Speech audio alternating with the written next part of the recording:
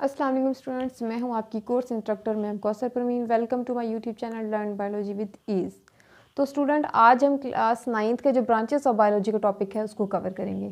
First of all जो हमारे पास branch है वो है मॉर्फोलॉजी।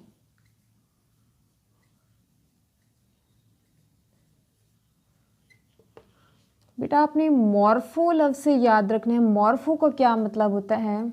Shape and structure. और लॉजी टू स्टडी कहते हैं, मीन टू से जिसमें हम लोगों ने ऑर्गेनिजम्स की फॉर्म, इसकी शेप कह लें या स्ट्रक्चर को स्टडी करना है, वो जो ब्रांच है बायोलॉजी की ऑर्गेनिज्म के स्ट्रक्चर वगैरह को, उसको हम क्या कहेंगे? मॉर्फोलॉजी कहेंगे। नेक्स्ट है एनाटॉमी। जी, एनाटॉमी क्या है? एनाटॉमी कहते हैं स्टडी ऑफ इंटरनल जो स्ट्रक्चर होते हैं ऑर्गेनिज्म के, उसको हम लोग किस में करते हैं? एनाटॉमी के अंदर। थर्ड है सेल बायोलॉजी। सेल बायोलॉजी के अंदर जैसे कि सेल है, सेल क्या होता है? फंक्शनल यूनिट होता है और स्ट्रक्चरल यूनिट होता है। स्ट्रक्चरल एंड फंक्शनल यूनिट है लाइफ का। स्टूडेंट्स, इसके अंदर हमने क्या करना है? हमने सेल को, cell and structures of cells जो होती हैं, इंक्लूडिंग फंक्शंस भी,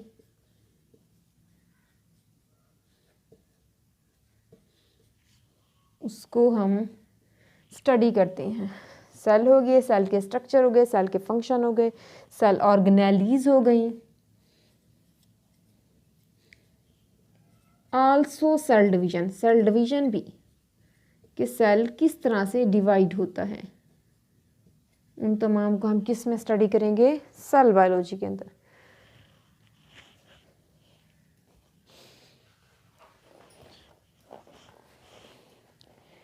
जी, नेक्स्ट है हमारे पास हिस्टोलॉजी।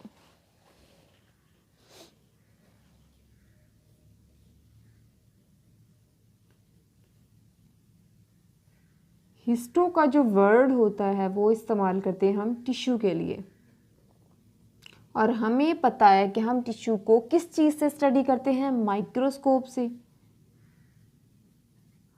माइक्रोस्कोप से स्टडी करते हैं। तो हम डिफाइन कैसे करेंगे? हम कहेंगे microscopic study of tissues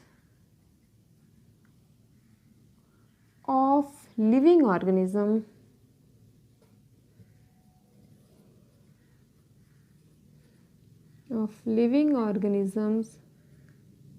is called histology.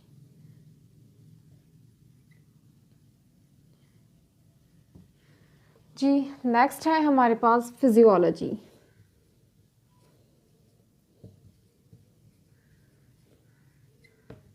Student, physio का जो वर्ड होता है वो किस चीज़ के लिए होता है? हमारे जिस्म में जितने भी काम सर अंजाम दिए जा रहे हैं, जो फंक्शन हमारा जो बॉडी है वो परफॉर्म कर रहा है, उसको हम कहते हैं फिजियो, यानी कि जो भी फंक्शन परफॉर्म। तो हम क्या कहेंगे? Study of functions performed by different body parts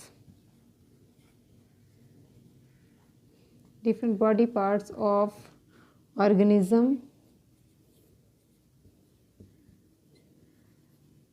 is called, क्या कहेंगे? फिजियोलॉजी। इन तमाम को हम किस में पढ़ेंगे? फिजियोलॉजी के अंदर। नेक्स्ट है जेनेटिक्स।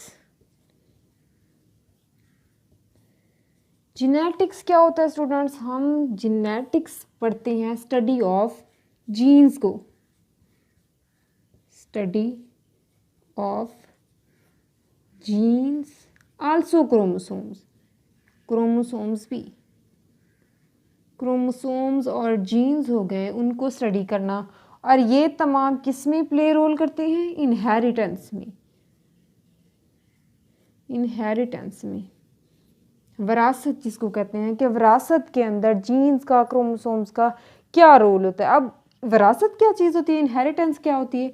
तो ये है transmission of characters, transmission of character one generation to next generation, next generation.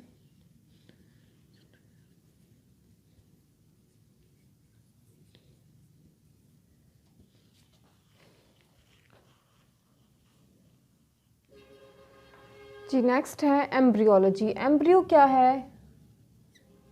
Embryology के अंदर हम लोग स्टडी करते हैं एम्ब्रियो को। एम्ब्रियो, एम्ब्रियो क्या होता है?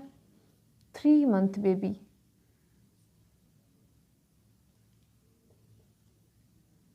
मंथ बेबी जो होता है इनसाइड मदर एब्डोमेन, तो माँ के पेट में जो 3 माह का बच्चा होता है उसको हम एम्ब्रियो कहते हैं।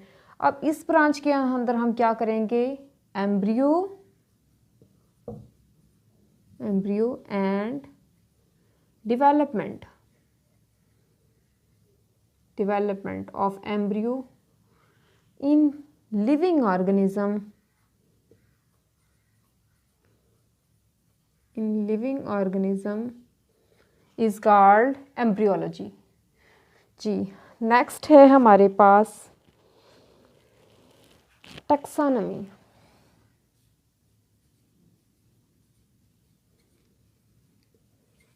स्टूडेंट जो टैक्सोनॉमी है इससे आपने एक वर्ड याद रखना है, टैक्सोन। टैक्सोन के आप लोगों ने किंगडम पढ़े होंगे कि ये क्या है, दर्जाबंदी या क्लासिफिकेशन जो आप लोगों ने पढ़ी होगी कि ये किंगडम है, ये प्लांटी है, ये एनिमल है। बेसिकली ये दर्जा है जिसके अंदर, या कोई समझ लें क्लास है जिसमें हम लोग क्या करते हैं, जानदारों को रखते हैं। तो हमारे पास नेक्स्ट हम पढ़ेंगे कौन कौन से टैक्सोन होते हैं। तो टैक्सोनॉमी के अंदर क्या होती है? नेमिंग, नेमिंग एंड क्लासिफिकेशन, यानी कि जानदारों को हमने नाम देना है और उनकी दर्जाबंदी करनी है, साइंटिफिक तरीके से नेमिंग करनी है। मतलब in this branch of biology we make naming and classification of living organism,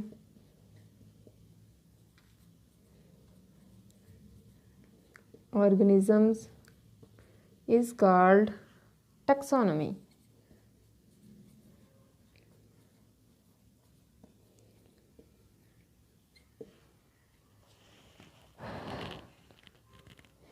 ji next है पैलेंटियोलॉजी।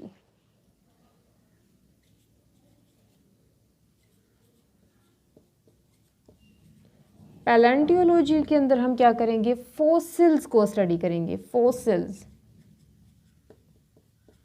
फॉसिल्स क्या होते हैं? Dead remains of living organism, dead remains of living dead remains of dead organisms.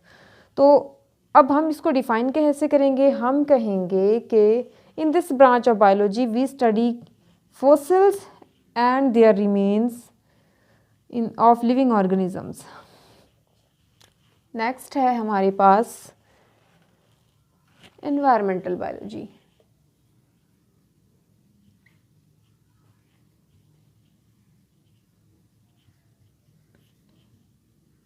Environmental biology, environmental biology के अंदर basically हम study करते हैं environment को। अब इन्वायरमेंट क्या होती है स्टूडेंट्स? आपने याद रखना है, environment anything around living organism is called its environment. अब इन्वायरमेंट के अंदर उसके बायोटिक फैक्टर्स भी लिविंग ऑर्गेनिज्म पर असरअंदाज होते हैं और उसके एबायोटिक फैक्टर्स भी। बायोटिक फैक्टर्स के अंदर क्या चीज़ें आती हैं? इसमें प्रोड्यूसर आएंगे, कंज्यूमर आएंगे, डिकम्पोजर आएंगे। और एबायोटिक के अंदर जैसे रोशनी हो गई, हवा हो गए, पानी है, ये तमाम चीज़ें। तो इसमें बेसिकली हमने क्या पढ़ना है, हमने रिलेशनशिप को स्टडी करना है। Relationship between organism and it's environment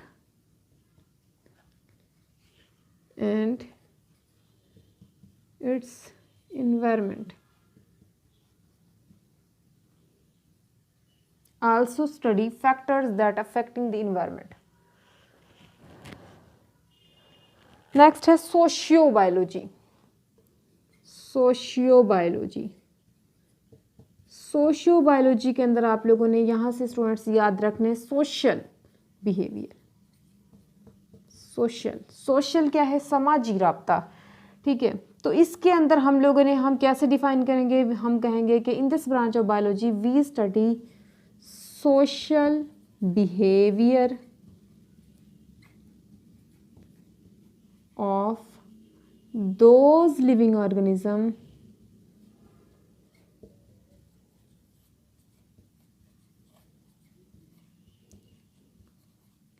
that make colonies। वो लिविंग ऑर्गेनिज्म जो कॉलोनीज बनाकर रहते हैं, उनका सोशल बिहेवियर क्या होता है। अब कौन कौन से हैं हम जानते हैं स्टूडेंट्स। आंट्स भी कॉलोनी बनाकर रहते हैं, ह्यूमन जो होता है वो भी कॉलोनीज बनाकर रहता है। कहते हैं ना इंसान समाजी जानवर है जी। और इसके अलावा जैसे हनी बी हो गई, वो भी क्या करती है, सोसाइटी बनाकर रहती है। तो इन तमाम को स्टडी करेंगे।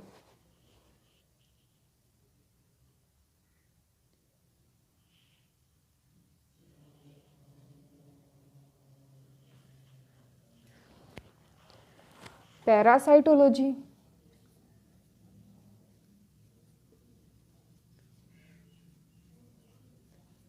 स्टूडेंट पैरासाइटो से आपने याद रखना है पैरासाइट, और लॉजी मीनिंग्स टू स्टडी। अब पैरासाइट क्या है, होस्ट डिपेंडेंट ऑर्गेनिज्म है,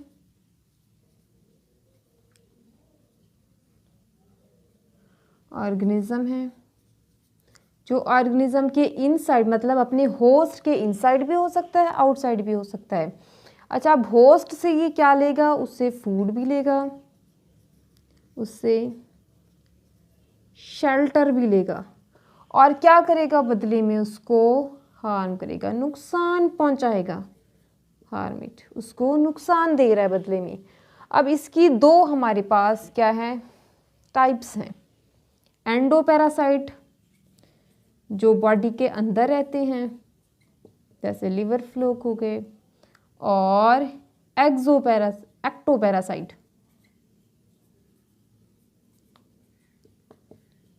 जो बॉडी के बाहर होते हैं, जैसे कि लाइसिस हो गए। जी स्टूडेंट्स, अब हमने इसके अंदर सिर्फ यही नहीं स्टडी करना, हमने ये भी देखना है कि इनका मोड ऑफ ट्रांसमिशन क्या है, ये किस तरह से मूव करते हैं, उसके अंदर बॉडी के अंदर कैसे जाते हैं, मोड ऑफ ट्रांसमिशन क्या है, ये पैथोजेनिक हैं या किस किस्म के हैं। अब इसके बाद जी नेक्स्ट है हमारे पास बायोटेक्नोलॉजी। बायोटेक्नोलॉजी रीसेंट है स्टूडेंट्स। बायो कहते हैं लिविंग ऑर्गेनिज्म के लिए हम यूज़ करते हैं वर्ड। टेक्नो का जो वर्ड है वो प्रोसेसेस के लिए, और logy to study, mean to say in this branch of biology we make, इस ब्रांच ऑफ बायोलॉजी के अंदर हम क्या करेंगे, चीज़ें बनाएंगे, ऐसी प्रोडक्ट्स बनाएंगे जिससे ह्यूमैनिटी को बेनिफिट होगा। तो हम क्या कहेंगे, हम लिविंग ऑर्गेनिजम्स को यूटिलाइज करके प्रोडक्ट्स बनाएंगे। इन लिविंग ऑर्गेनिज्म और एसोसिएटेड जो प्रोसेसेस हैं उनको यूटिलाइज करेंगे, और क्या बनाएंगे, इनसे प्रोडक्ट्स बनाएंगे। वो प्रोडक्ट्स कौन कौन सी हो सकती हैं, जैसे कि इंसुलिन हो गई, और इंटरफेरॉन्स हो गई,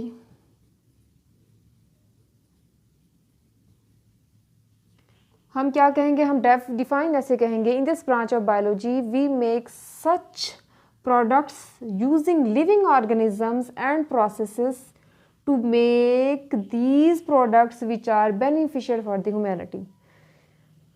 तो इसमें हम लोग बायोटेक्नोलॉजी में इनको स्टडी करेंगे। नेक्स्ट है इम्यूनोलॉजी।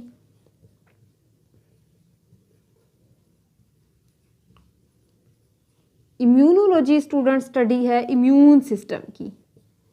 इम्यून सिस्टम जिसको हम लोग उर्दू में या हिंदी में क्या कहते हैं, मुदाफ़ती निज़ाम, जो हमें बॉडी से बॉडी जो है वो जर्म्स के ख़िलाफ़ फ़ाइट करने में मददगार होती है। तो इसमें क्या होगा, इसमें हम लोग हमारी बॉडी जो है वो फ़ाइट करेगी अगेंस्ट, ये ऐसा सिस्टम है जिसमें बॉडी फ़ाइट करती है अगेंस्ट जर्म्स। मुदाफ़ती निज़ाम जो है इसको हम क्या कहते हैं, ये क्या है, इम्यूनोलॉजी में हम इसको स्टडी करेंगे।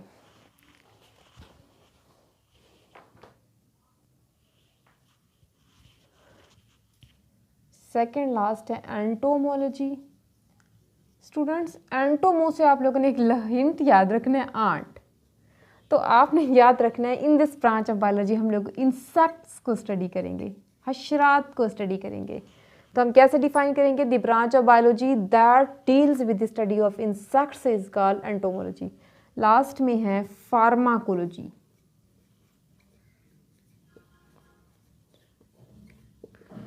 फार्माकोलॉजी फार्मा से निकला है, मीन्स मेडिसिन। डिफाइन कैसे करेंगे, हम कहेंगे branch of biology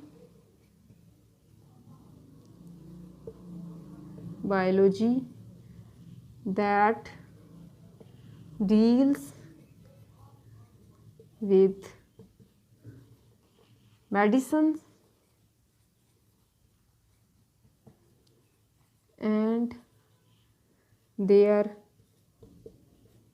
effect on body of living organism.